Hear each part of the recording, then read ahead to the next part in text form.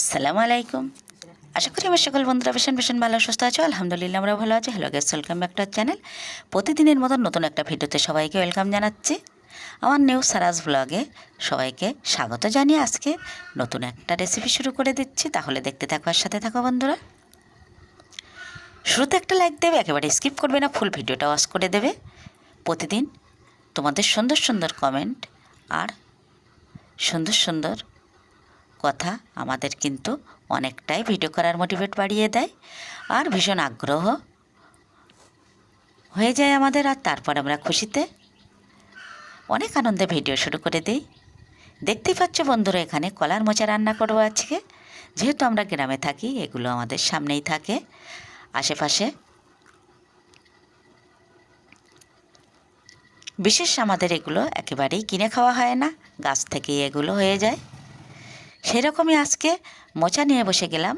কলার মোচা আমি ছাড়িয়ে নিচ্ছিলাম বসে বসে। তারপরে হাজব্যান্ডও দেখি হাত লাগালো। যখনও বাড়িতে থাকে কোনো না কোনো কাজে আমাকে সাহায্য করে অবশ্যই। এই মোচাগুলো একটু কঠিন কাটাকুটি করতে, আর দুজনে মিলে করলে তো আর কোনো কথা হবে না। যে কোনো কাজ দুজন তিনজন মিলে করলে সেটা অনেকটাই সহজ হয়ে যায়। সেরকমই আজকে আমরা দুইজন মিলে মোচাগুলো ছাড়িয়ে সুন্দরভাবে কাটাকুটি করে নিচ্ছি।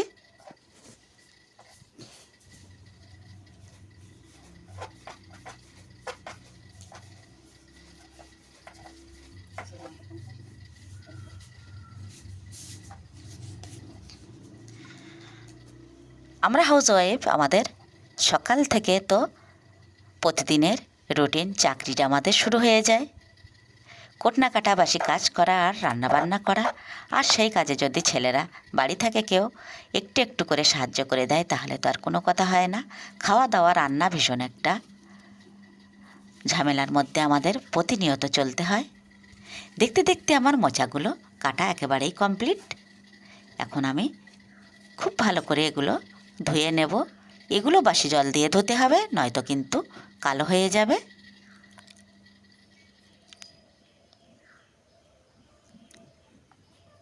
এখানে একটা আলু আমি দিয়ে নিয়েছি, এখন এটা ধোয়ার পালা।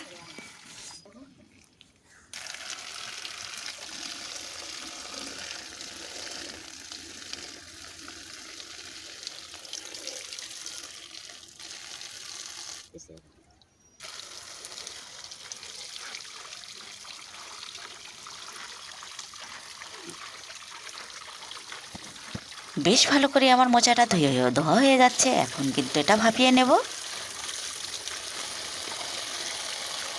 কলার মোচাটা যদি না ভাপিয়ে নিই তাহলে কিন্তু একটু কষ থেকে যাবে। সেই কষটা কাটানোর জন্য লবণ দিয়ে একটু ভাপিয়ে নিয়ে চলো বন্ধুরা রান্নাটা শুরু করে দিই।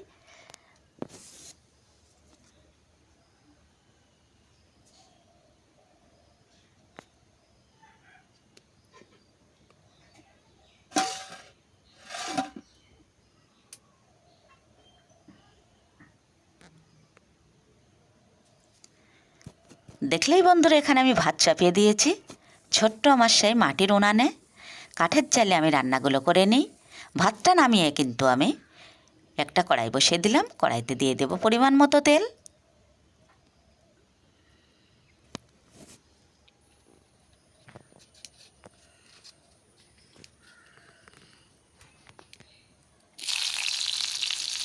তেলের মধ্যে দিয়ে দিলাম পেঁয়াজ, পেঁয়াজের মধ্যে দিয়ে দেবো চিংড়ি।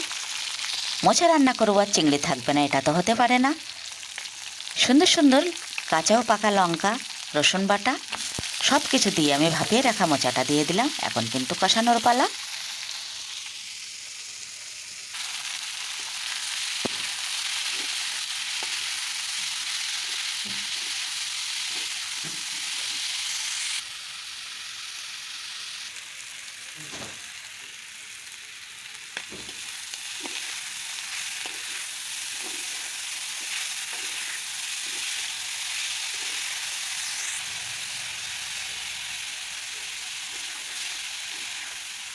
স্বাদ মতো লবণ, পরিমাণ মতো হলুদ সব কিছু দিয়ে এখন আমি নাড়াতে থাকছি। আর কিছুক্ষণের মধ্যেই আমার কিন্তু মোচার ঘন্ট চিংড়ি দিয়ে একেবারেই রেডি।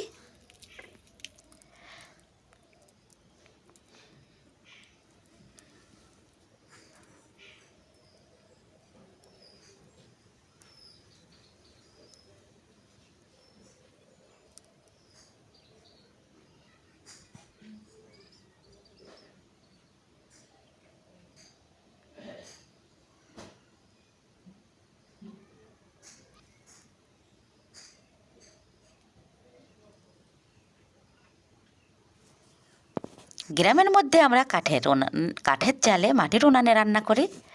আর এই কাঠের জালের রান্নার স্বাদটা তো একটু বেশি হয়। আর এজন্য আমি প্রতিদিন তো আমাদের উনানে রান্না করতেই হয়, যা জ্বালানি আছে সেগুলোতে হয়ে যায়। আর আমি তাই সুন্দর সুন্দর রান্না বানিয়ে তোমাদের সামনে শেয়ার করি। দেখতে দেখতে কিন্তু আমার মোচার ঘন্ট একেবারেই রেডি। এখন চলো বন্ধুরা, আর একটা রেসিপি শুরু করে দেই। ভাবছিলাম ওটা শেয়ার করবো না, ভিডিওটা বড় হয়ে যাচ্ছে, তবুও ভাবলাম না, আর একটা রেসিপি শেয়ার করাই যায়।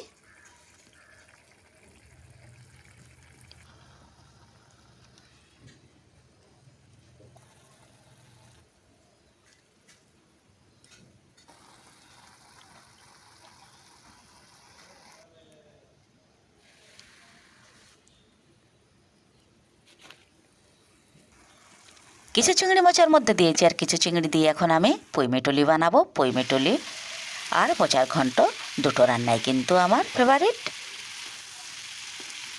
তেল দেওয়া, চিংড়ি দেওয়া, পেঁয়াজ লঙ্কা এগুলো তো আমার আর শেয়ার করা হলো না, কিভাবে স্কিপ হয়ে গেছে বন্ধুরা মাফ করে দেবে। মাঝপথে আমি আবারও এই রান্নাটা দেখিয়ে দিলাম।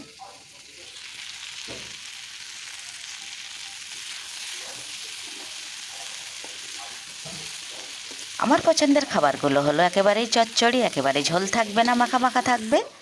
আর সেরকমই আজকে এই দুটো রেসিপি হলো। আরও অনেক কিছু হলো, ওখানে ইন্ডাকশানে গ্যাসে রান্না বানানো হলো। সবগুলোই তোমাদের সামনে তুলে ধরবো। একটু একটু জল দিয়ে আমি কিন্তু এটা কষিয়ে নিচ্ছি।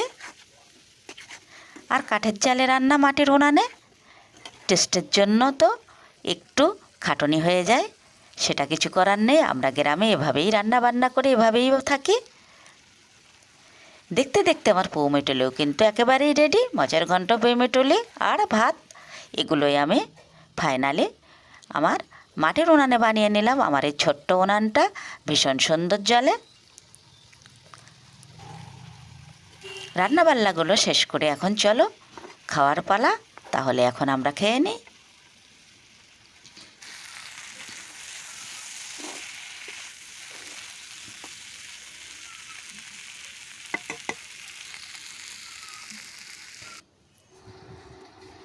ফাইনালি চলে এলাম। এখানে কুমড়ো, এখানে মোচার ঘন্ট, এখানে মোচার ঘন্ট, ডাল।